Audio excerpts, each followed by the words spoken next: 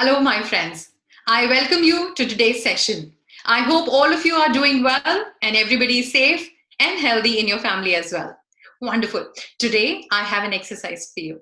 Now, quickly, I'm going to give you 10 seconds, and you have to now make a mental note of the different kinds of animals that you can think of. All right. If you have a pen and a paper near you, just grab them and write down as many kinds of animals as you can in the next 10 seconds. And your time starts now. One, two, three, four, five, six, seven, eight, nine, and 10. All right, I'm sure you've got a list of animals right there. Now, but let me tell you that once we have made this mental note of these kinds of animals, or we have made a list of these animals, there are little limitations of the list that we have made. And I'm sure most of you have written somewhere around 7, 10, or 15 animals, and some of you might have written even more. So very well done for that. But let's understand if there's a better way of doing it. I'm sure you're interested. If you are, give me a thumbs up. Wonderful. So if you're interested and you're moving forward with me, let me tell you why the kind of list that we generally create or are in the habit of creating, why that it is limiting. First and foremost, the lists are virtually boring because it's just in a serial number. It's visually boring. They're difficult to remember and difficult to search. The data retrieval later on or finding out particular input becomes really difficult because it's all random. Rereading is time consuming. It prevents brain to make associations because it is as and when the ideas come, we're just making it in a sequential order. There is no system that we follow, and it eventually makes us lose concentration once we are reading through that list later on. Now, I have a solution for this. Very quickly, focus on the screen right there, and here is the solution that I would have opted if I were asked this question, which is think of as many kinds of animals as you can, and here is the answer. Wow. Isn't it wow? Now, what this is a mind map. And this is what today's session is all about. The mind mapping mastery. How do I train myself to build up these kinds of mind maps, which help me to strategize and structure my ideas into a system, into a map, which is my mind map. And then it serves me multiple purposes of retrieving the data easily, remembering the data, remembering the association, and lots more. So today we are going to talk about all of this in the mind mapping mastery. I welcome you all to this session. And before we move forward, I have this little exercise for you, which is about think of as many kinds of transport as you can. Now, while you are thinking, you're not just thinking in the typical way of list of the transports that you can think of, but you're also making a mental note. So very simply, how can we do about these transport? I can maybe think of where this transport would run. Would it run on land, or would it run on air, or in water? So I have made a structure, some major headers right there, and then I can spread out on those ideas and make maybe motorized, non-motorized, and those kind of things. So basis that, I can create a structure or a mind map, and then I can move forward. Now this helps me much more in comparison to a list, because this is something that I have created with a process in mind or a structure in mind, and referring to it later also becomes easier.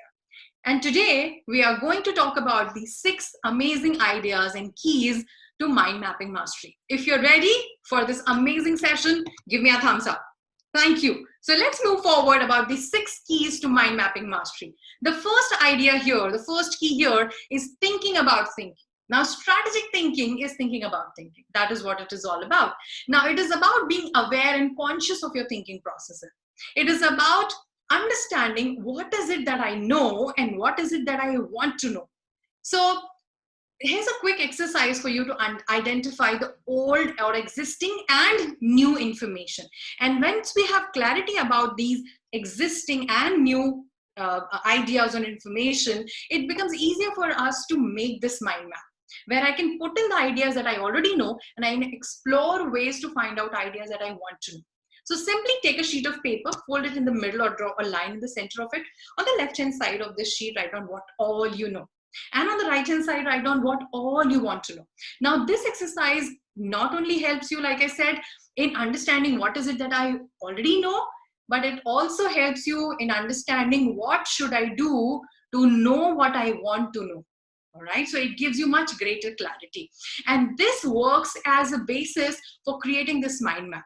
All right, and once we move forward, you will have better understanding of how this really helps. The second point is mind mapping technique. Now, this mind mapping technique is very simple. Usually how we do it is that we have the central idea, and then we have branches right out of it, and that's how the different ideas are depicted and demonstrated.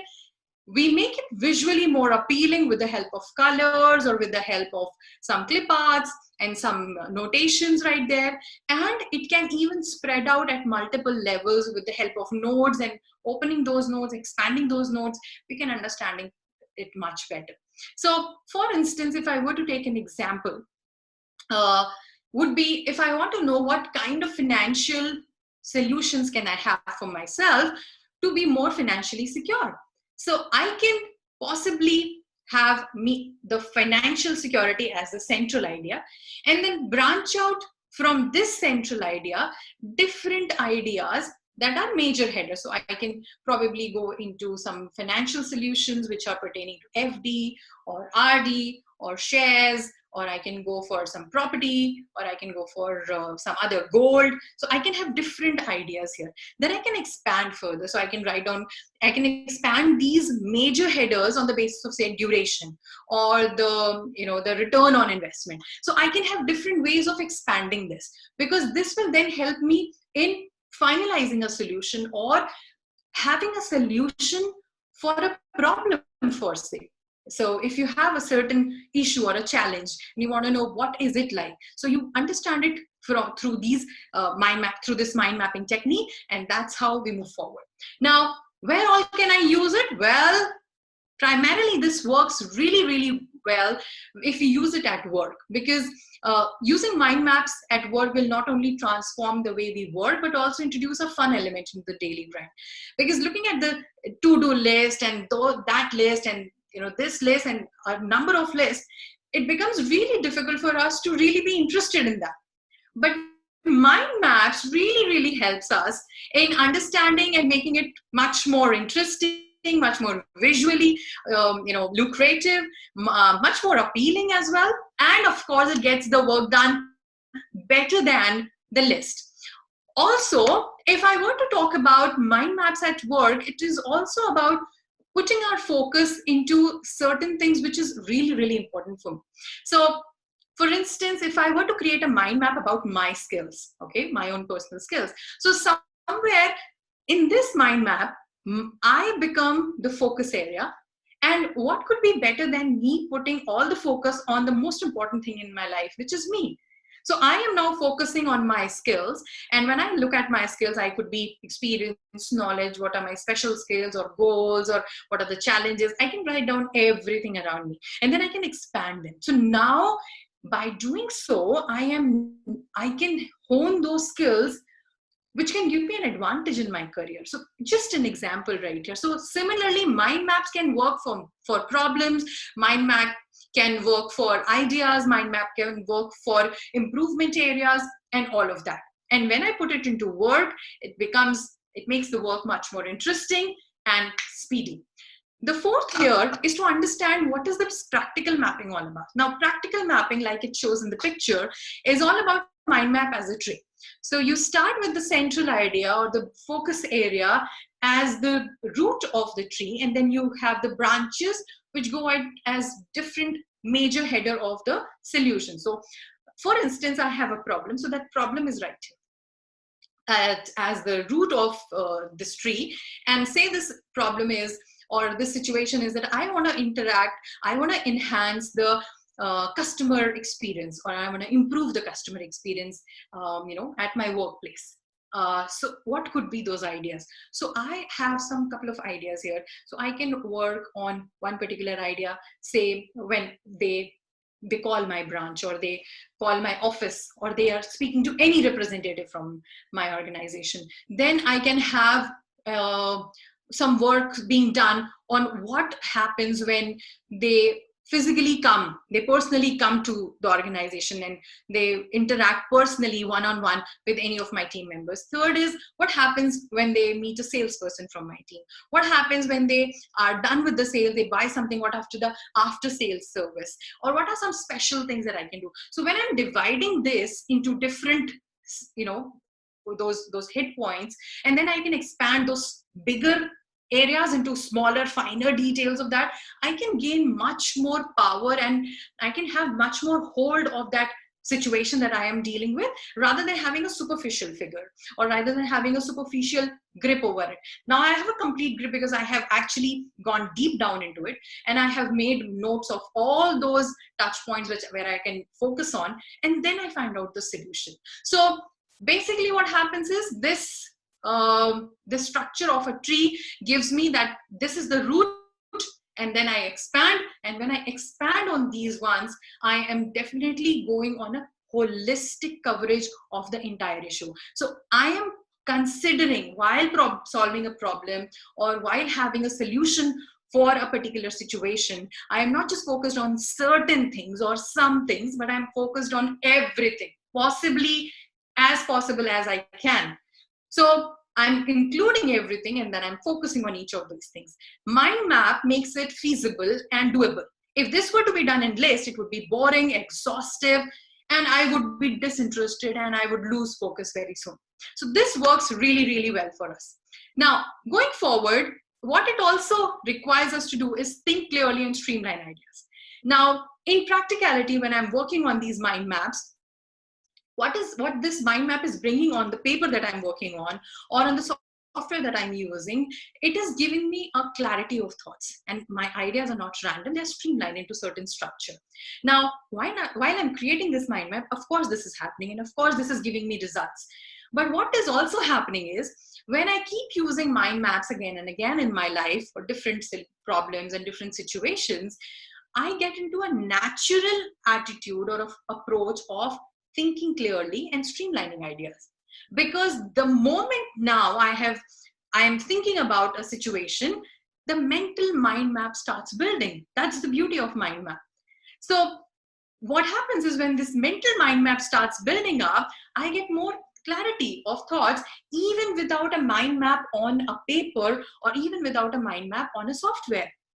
So I get more tuned to have naturally a thought clarity and ideas which are streamlined.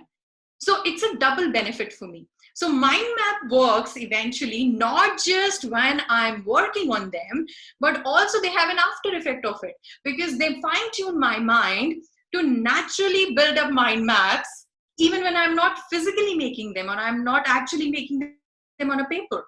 Now, this is, like I said, double advantage, and therefore I'm really, really glad that I'm using mind maps. I have my own personal experience of using mind maps, and the kind of clarity of thoughts that I had before using mind maps and the one that I have now, there's a huge difference, champions. And if you would like to have this kind of difference in thoughts and the clarity of thoughts and streamlining your ideas, I must recommend you to use these mind maps. There are different softwares also available for you to make use of mind maps, but to start with, you can of course start with a pen and a paper with simple situations around you, and try building up some mind maps around them, and you will see that naturally when you go to some other situation, even before you have picked up the pen to make a mind map about that situation, your mental mind map has already started. That's the real beauty, and therefore I'm really glad, and I'll really recommend that this would definitely work for you. We move on to the sixth and the very, very important and interesting part here, which is enhancing your cognitive experience. Now, when we talk about cognitive development, we usually associate it with babies and children in their, development years and growing years. But very few adults know about this or are aware of this and pay more attention to. The cognitive development at all ages is important and possible. Now, various studies have also shown that people who are able to keep up their cognitive development as an ongoing process, and they are focused on those cognitive activities, they have very few chances of developing conditions like Alzheimer's or dementia, which actually result in shorter lifespans compared to other people who don't have it. So people who keep their brain and mind active with these cognitive activities, they have lesser chances of having these conditions.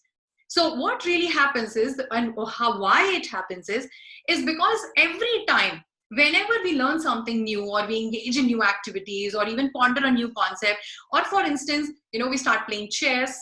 Chess requires a lot of association and permutation combinations. Or we start with playing Sudoku, some number games, that various numbers games that are there, or different combinations of certain video games which require you to make associations and link a lot of things. When you do all of those on a regular basis, of course, which should not surpass the required amount of involvement that you must have in them, but it's just the right amount, which makes you a little active as compared to not doing it at all. What it does is that the brain, whenever we do this, whenever we engage our mind into this kind of activities, the brain will rewire itself in response to these activities. And because it will rewire, it is like developing new energy inside it. So just like babies, adults can keep growing their brain and protect cognitive functioning as they age.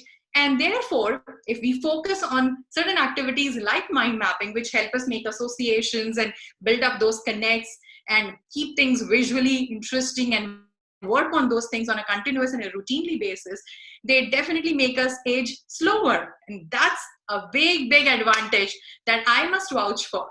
So the more mind maps you use, the more active your brain is, the slower you age. Isn't it a great deal? If it is, give me a thumbs up. Wonderful. So this was about enhancing your cognitive experience, and with this, your age will be slowed down. You'll be young forever, like you are with your heart, with your ever, ever loving heart. Now, with this, champions, let's summarize our 6 keys to mind mapping mastery. The first being thinking about thinking, which is about being aware of what you know, what you don't know. Also about understanding what this mind mapping technique is all about. How do we do it? Mind mapping at work helps you build up more focus on the idea. Practical mapping is about building a mind tree where you have branches and roots, and it talks about the holistic development. Also about thinking clearly and streamlining ideas, because the more often you use these ideas, this mind mapping, the more streamlined, the more thought of clarity it will build in yourself naturally. And also it helps you to enhance the cognitive experience, keeping you active mind-wise and keeping you healthier, and your aging will slow down as a result of it. So with these 6 keys of mind mapping mastery, I wish you all the very best, champions. Any situation, any concern, any problem in hand, if you feel like exploring and finding more solutions, try using this mind mapping technique and let us know how you would be using it and what effects did you see. And how you're going to share that is through writing an email to gurukul.hdfcbank@gmail.com. They would really like you to share with them with a photo or a short video of 30 seconds to tell them about that you have now attended a learning bite. What did you learn from it and how do you plan to apply it? And if your entry comes in the best entries, it'll be featured on our wall. So all the very best for that, guys. And if you would like to be a part of our learning journey further to this, you're most welcome. You can connect with me on LinkedIn with the name Yasha Vatsa, Star Consulting Global, and I'll be happy to connect back with you. With this, I wish you all the very best, champions. With this amazing tool of mind mapping, I am sure you will be able to solve much more of your problems and issues and task at hand, and you'll be able to manage things very well if you use this. So I recommend this, and I wish you all the very best for this. Thank you so much, champions. Namaste.